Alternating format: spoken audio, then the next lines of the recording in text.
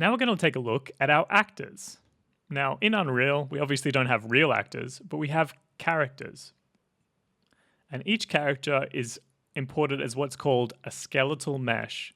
So like in our production design, when we're talking about the pillows, the books, they're static meshes. A skeletal mesh is similar, but it has a bone structure, which allows us to give it animations. So any character using inside Unreal will be a skeletal mesh. So to find out more about our actor, we're going to do what we did in each of the other departments and left click on him. And like all the other times, in our details panel over here, we get some extra settings. We have the transform settings, but we also have animation, mesh, and materials, as well as a bunch of other ones we're not going to worry about right now. So I'm actually going to skip animation for now and just look at this mesh setting. So as I was saying before, over here, it says the skeletal mesh is set to SK Mannequin. So if I double click that, I can see, just like in the static mesh editor, I have my skeletal mesh in the middle of the scene. Now, if you want to see that bone structure I was talking about, I'll show you. But just keep in mind, this is just for curiosity's sake. We're not going to be working in here just yet. So if we, over on the top left, we can click skeletal tree, and it's going to show us a list of all the bones in this guy's body. Now, characters in Unreal will have a lot less bones than the human body, for example, but they have bones that represent the major areas of movement and manipulation in the body. So you can go up here, and if you click character, bones, all hierarchy, you'll see all the bones in his body shown in kind of an X-ray mode. So this is actually what allows him to move. So, for example, I can move his arm. I left click his arm, and then I can rotate it here. Now, this isn't creating an animation or anything yet. It just shows you the structure underneath that allows them to move around in the engine. So I'm going to close this. As a character, the most important part is the performance.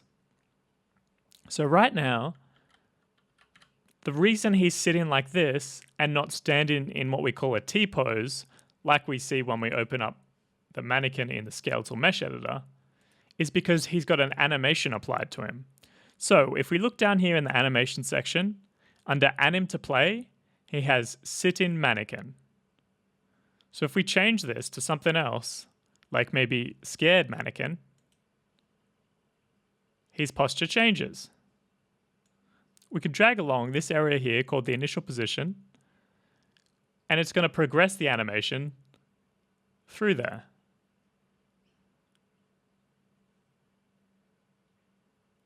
Until we maybe find a pose that we like.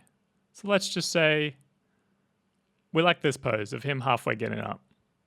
Now that was kind of clunky to actually see what's going on.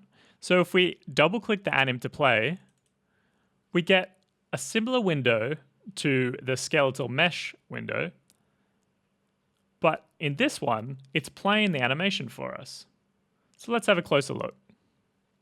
We have our viewport, just like the skeletal mesh editor, but in this one, we have a timeline here. So what I can do is I can click on any part of the timeline, or even click and drag to scrub through and see what's happening. Now it's a bit distracting with the bones, so I'm going to go up to here, character, bones, and selected only. So only if I have them selected will they show up. And down the bottom left, we also have a play button. So we can play through, watch the performance, and decide if this is what we want to apply to our character in the scene. Now, over on the right, we have a list of animations that are suitable to play on our character. So we were playing we had the sit-in mannequin pose before, but let's see what that looks like when it's animated. You can see he's quite fidgety, and we've got some nice subtle performance in there. Let's have a look at another one. Text him while standing. Just double click that one on the right, and then we can scrub through, or we can hit play down here. And this is the animation editor. We're not worried about anything like that for the moment. Maybe just go through. Let's do the male sitting pose mannequin. This one is just a single pose, so it doesn't matter where the initial position is. So we can set that back to 0. So we've quickly gone over what a skeletal mesh is and what an animation is. And we've accessed and had a very brief overview of both of those editors. But later on, we're going to find out how to actually apply the animation in a film setting so that it plays when we want it to play. And we're not just sitting here staring at a static character.